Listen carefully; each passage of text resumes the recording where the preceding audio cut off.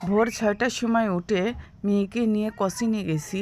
Coaching থেকে এসে বাসায় এসে দেখি যে আমার রুমে দোয়েল পাখি ঢুকেছে। এখন কিভাবে ঢুকলো জানি না, কারণ আমি তো এত সকালে জানালা দরজা কোনোটাই খুলে রেখে যাইনি, আর সবগুলোই বন্ধই ছিল। আর তার মধ্যে কিভাবে এই পাখিটা ঢুকলো আমি নিজেও জানি না।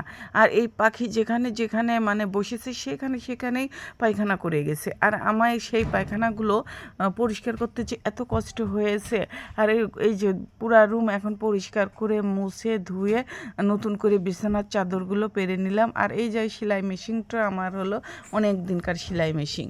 আর এই যে আমার মেয়ের জন্য দুপুরে টিফিন দেবো, সেই জন্য তার জন্য বেগুনের চপ ভাজি করছি, পটল ভাজি করছি, আর হলো ভাত রান্না করে এই যে নিয়ে আসছি স্কুলে এসে দেখি যে মেয়ে এখনও আসেনি, ছুটি দেয়নি ওদের কোচিং।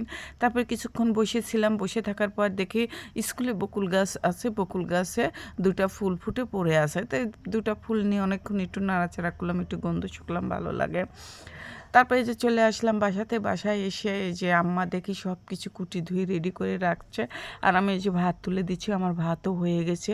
হয়ে যাওয়ার পর আজ আর রান্না করব আমি হলো পাঙ্গাস মাছ আর পটল আলু দিয়ে ঝোল আর একটু ঢেঁড়স ভাজি করব। আর এই যে আমি মাছগুলো ভেজে নিচ্ছি। এই তো আমার মাছ ভাজা হয়ে গেছে, এখন মাছগুলো তুলে নেব। আর এইখানে আমি ক্যামেরাটা অফ করে রাখছিলাম, সেটা চালু করব, আর মনে নেই, আর মশলা কষানোটা দেখাতে পারিনি।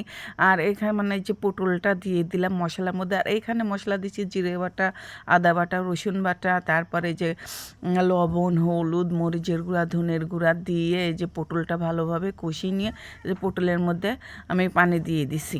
আর আমি মাঝে মাঝেই আমি ভিডিও করার সময় আমি হলো ক্যামেরা অফ করি আর চালু করতে আমি ভুলে যাই। মাঝে মাঝে আমার অনেক সময় এরকম ভিডিও উল্টাপাল্টা হয়ে যায়, সেই ভিডিওগুলো আমি দিতেই পারি না কিছু কিছু সময়। আমার তরকারি প্রায় রান্না হয়ে গেছে, এখন আমি মাছগুলো দিয়ে দেবো। আর মাছগুলো দিয়ে একটু বলক উঠলেই আমি এর মধ্যে দিয়ে দেবো জিরের গুঁড়া। আর জিরের গুঁড়া দেওয়া হয়ে গেলে আমি এই তরকারিটা নামিয়ে নেব। আর আপনারা তো দেখেনি আমি মাঝে মাঝে সর্ষে তেল দিয়ে রান্না করি, আবার সয়াবিন তেল দিয়েও রান্না করি। এই যে আমি জিরের গুঁড়াটা দিয়ে দিলাম, এখন আমি আমার তরকারিটা নামিয়ে নেব। হয়ে গেছে আমার তরকারিটা।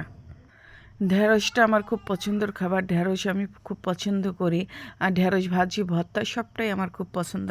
আর আজ আমি যে ঢেঁড়স ভাজি করব তার জন্য আমি সরিষার তেল দিয়ে দিছি। আর আমি কিছুদিন ধরে সরিষার তেল দিয়ে রান্না করতেছি, আপনারা তো সব দেখতেই পাচ্ছেন। আর এই যে ঢেঁড়সটা আমি অনেকক্ষণ আগে একটু ভাজা ভাজা করে নেব। আমি লবণ, পেঁয়াজ, এগুলো হলুদ পরে দেবো। এই যে যখন আমার ঢেঁড়সটা পরাই হয়ে গেছে তখন আমি পেঁয়াজ আর হলো কাঁচামরিচ দিয়ে যে ভেজে নিচ্ছি। আপনার পেঁয়াজটা যখন লাল লাল হয়ে যাবে তখন আমি হলো হলুদ আর লবণ দিয়ে দেবো। এই যে হলুদ আর লবণ দিয়ে দিচ্ছি, দিয়ে একটু নাড়াচাড়া করার পর এই যে আমার এই যে ঢেঁড়স ভাজিটা হয়ে গেছে। এখন ঢেঁড়স ভাজিটা নামিয়ে নেব। আর দুপুরে যে খাওয়া দাওয়া করার পর বিকালে একটু রেস্ট নিয়েছি, সন্ধ্যার সময় মেয়ে পড়তে বসেছে, তখন বলছে আম্মু কী খাবো। তারপরে এই যে পাখির ডিম, কোয়েল পাখির ডিম ছিল, এটা ডিমই সেদ্ধ করে নিয়ে দিলাম। আর এই যে মা মেয়ে বসে থাকে, এই যে ছিলা হয়ে গেছে, আমি বসে থেকে এখন এগুলো খাবো। সবাই ভালো থাকবেন, সুস্থ থাকবেন, আমাদের জন্য দোয়া করবেন। আজ এই পর্যন্তই, টাটা।